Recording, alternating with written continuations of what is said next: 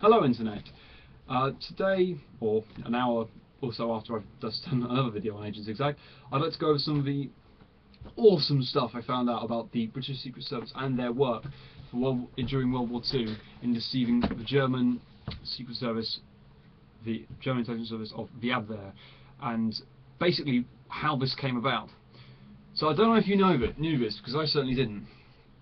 But there was a thing during World War II that was referred to as the most secret sources, and Churchill referred to them as his golden eggs. You know, it was the prize possession of the MI5. It was the utter jewel in their espionage crown, and had to be kept secret at all costs in case it was leaked to the Germans what they had.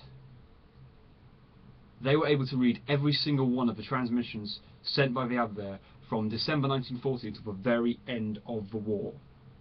To understand what this means, we'll just talk through it. On August 1940, the Radio Secret Service began picking up the Abwehr wireless signals, and Agent Snow, the code name for Arthur Owens, a double agent, Briton and German, who went a little bit awry, more on that never, had provided a head start with the wireless set and codes used by the Abwehr. At Bletchley Park, called Station X, the cryptographers soon began reading the principal hand cipher of the Abwehr, which was an old-fashioned manual code and really not worthy of their talents, although maybe it was. But by December of that same year, Dilly Knox and his team, they broke the code of the Abwehr Enigma machines, portable cipher machine used to encrypt and decrypt secret communications. From then on, the British intelligence service continuously intercepted and read the wireless traffic of the Abwehr, which, as you can understand, would be an extremely useful tool in counter-espionage. I mean, the Germans in that war managed to get us on our backs a severe amount of times, you know, particularly in the early years, with the Blitz being the best example of us coming very near extinction, and the U-boats used to destroy merchant vessels and shipping just to allow us to starve a little bit. This, however, just amazes me that we had this upper hand over the Germans for a huge period of time in terms of war, in terms of the transfer of war. It meant that things didn't go from worse to, oh my god, we've got to surrender right now. So how did it all come about? I believe it was Dean Knox who said that it was down to brilliant guesswork and a good slice of luck. However, Ben McIntyre, the author of Agent Zigzag, said that the application of raw intellectual muscle and sheer hard work was surely the reason for the success of the decryption, because the process of intercepting the messages took a very long amount of time. It had to be intercepted and then sent to Bletchley Park Station X, sorted, distributed, and the daily machine and message settings would be worked out. Finally, when they were decided, they'd be sent to the intelligence services, and all this would take about 24 hours for Knox and his team to complete.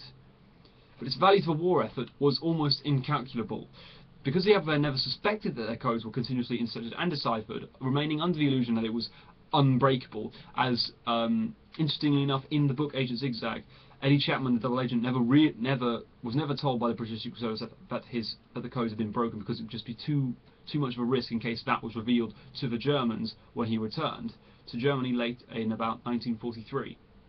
Of course, this meant that late 1942, I believe.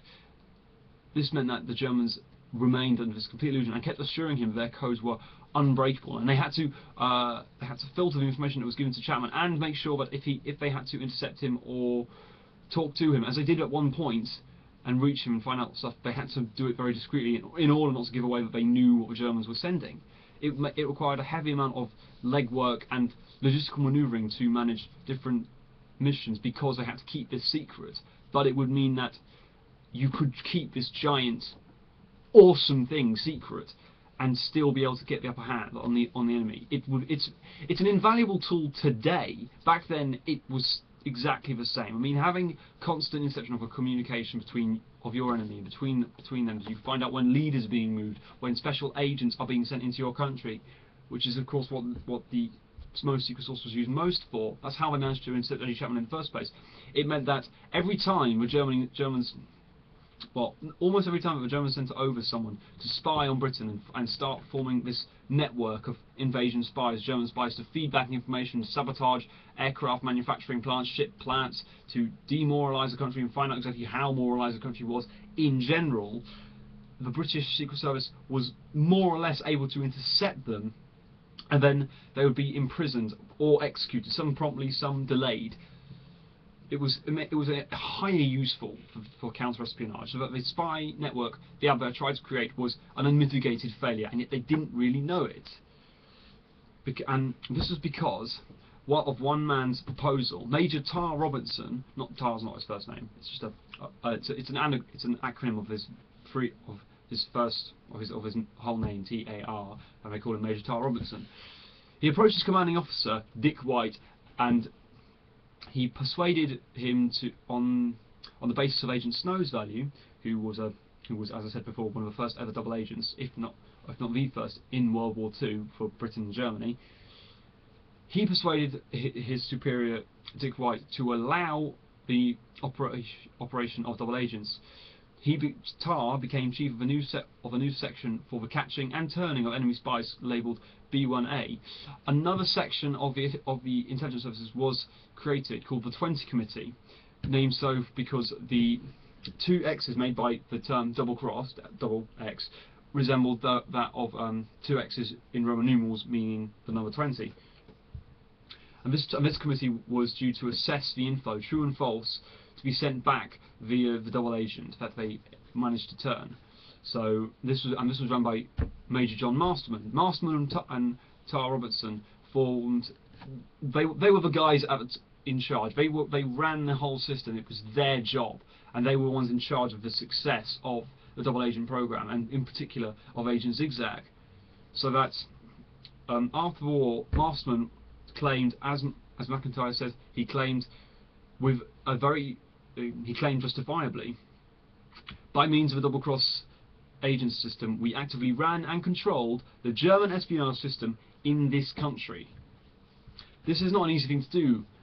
Running a double agent took a huge amount of work. It was another thing I found out to be utterly fascinating, the amount of work that went into running a double agent. You don't just sit them down in a chair, slap them around a couple of times, you might see in a film, and then tell them, if you don't work for us, we're going to shoot you in the face. That would be too risky. Of course, in Agent Zigzag, you get an insight into the mind of Colonel Tin-Eye Stevens, as I believe his name was, Tin-Eye, who was an interrogator for the British Secret Service, and interrogated so many German spies, including Eddie Chapman, and was able to turn them quite effectively. He never used torture ever. He was an amateur psychologist, but a very brilliant one. The logistical challenge of running a double agent, though, was huge. You had to get a safe house with a staff of at least 5 people, a case officer, 2 guards, running on a 12-hour duty to make sure the double agent didn't run away, a wireless operator, and 1 housekeeper who could be trusted to care and feed the entire group. But the case officer had the toughest job of all. They had so many responsibilities. They had to establish what the agent was sent to find out and reproduce a fake facsimile of it without damaging the war effort for Britain, and without invalidating the double agent's usefulness by alerting the Germans to their having been turned. So they had to maintain German confidence in their agents. By now it's probably obvious I'm reading from notes. If it wasn't, I applaud your confidence in my ability to remember all this stuff. So the case officer also had to give the Germans chicken feed. This was what they did with the fake facsimile of what they'd been sent to find out. They gave them chicken feed, extraneous, undetectably false, and ultimately harmless information that might appear useful on the surface, but still, sated their appetite. The double agent was also to be kept busy and happy, because if they were left rather idle, then the threat of their turning became quite high. Eddie Chapman was a good example of this, but he was quite a, I won't say bipolar, but he did have severe mood swings, particularly when he was not doing anything, when he was just sending radio signals back, sending off messages to the Germans, because it didn't really thrill him. That's why he was a career criminal. The ideal case officer would be a guard, friend, psychologist, radio technician, paymaster, entertainment organizer, matron, private nursemaid, matron, and on top of that there would be a saint. I believe Tom Robinson said that because a double agent would be highly liable to be moody and basically a dick.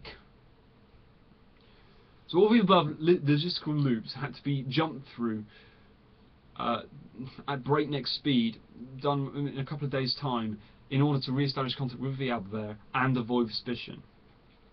From reading Agent Zigzag alone, I obtained some stats that help reaffirm just how successful the double agent system was.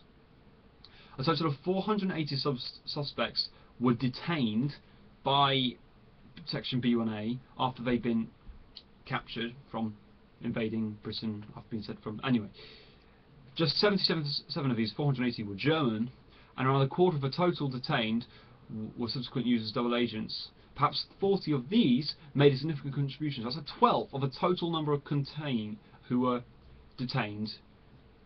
12 of the total number of suspects detained became useful to the British intelligence service.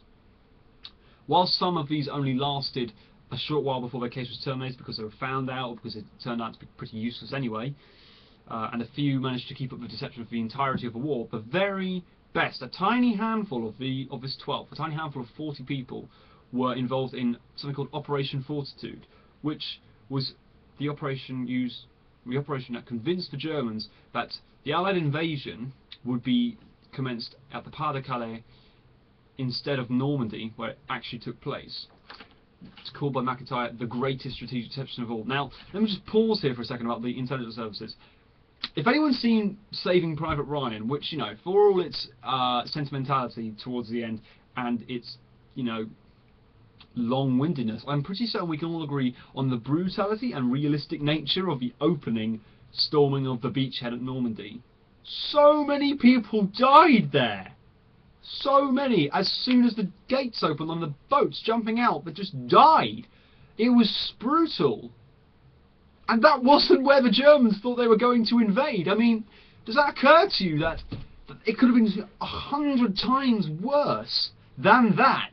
I mean that's both good and bad from my point, because people think, well, what sort of level of bad does it have to get? But honestly, being able to convince them they're not going to invade at Normandy gives the army a huge strategic advantage, as you can obviously tell, because of course they ended up moving forward, getting past the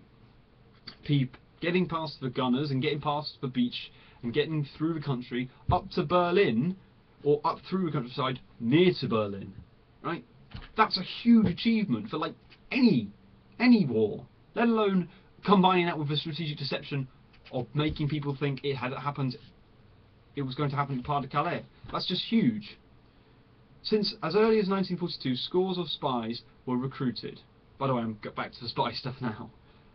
But because of the number of people, the Section B1A remained incredibly anxious because it all seemed too easy. You know, could any intelligence service, let alone one run by the super efficient Germans, be so incredibly incompetent to let them capture every single one of their people and to use such incredibly outdated communication methods that were able to capture the spies coming over?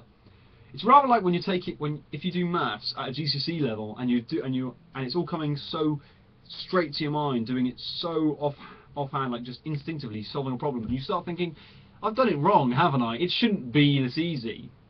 By the way, apologies if that's not how it worked for you. What? That's all I've got on the notes from Agent Zigzag.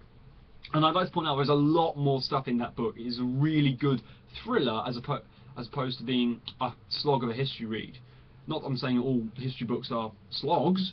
Some just happen to be very long, very detailed, very threatening, and Agent Zigzag wasn't like that at all. This is what is a couple of nuggets of historical information that just really makes me amazed at the stuff I didn't know, at the things that just escape my knowledge, escape my attention, because I haven't found out yet. It makes me want to know what else I haven't found out yet.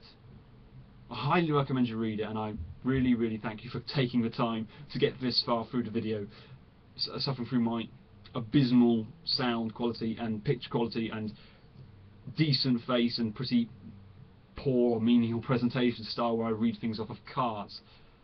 Internet, I'll see you soon.